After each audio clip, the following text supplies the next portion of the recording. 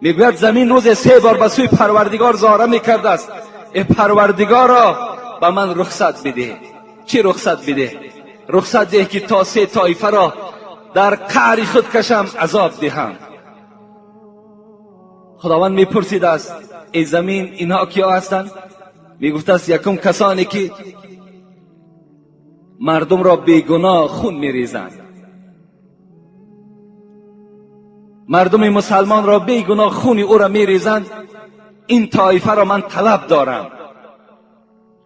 و دوم این طلب من این است که کسانی که از زنا در بالای من غسل میکنند، وای به حال جوانی که زنا میکنی.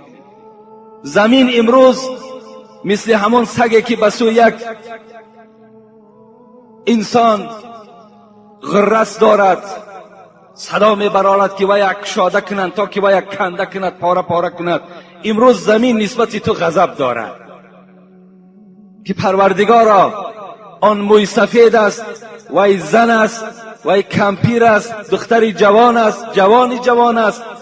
خدایا بر من اجازت ده تا که این طایفه‌ای که از زنا در بالای من غسل میکنند اینها را من چیکار کنم؟ با فرو در شکم بی خود بکشم. اونا فکر میکنند زناکار که زنا کردم غسل کنم پاک میشم. تو پاک نمیشه. از زنا انسان پاک نمیشه، وای دایم جنوب است. آدم از کدام وقت پاک میشد؟ وقتی بازن حلالی خود میرسد. این حالت ده آب وای پاکیزه میکند، آب از وای نفرت دارد. سوم همان کسانی که نماز نمیخوانند، پروردگار را رخصت ده که اینها را من بر شکم به خود فرو برم.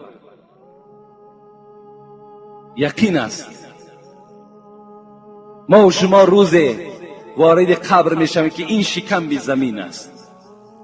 چه بدبختی است که اگر ما و شما خون یک برادر را ریزانده باشیم، یا چه بدبختی است که ما و شما زنا کرده و توبه نکرده باشیم. چه بدبختی است که ما و شما اگر نماز نخوانده باشیم. وای به حال ما و شما که قبر نسبت ما و شما چی احوال بدی را در اونجا برقرار میکنه.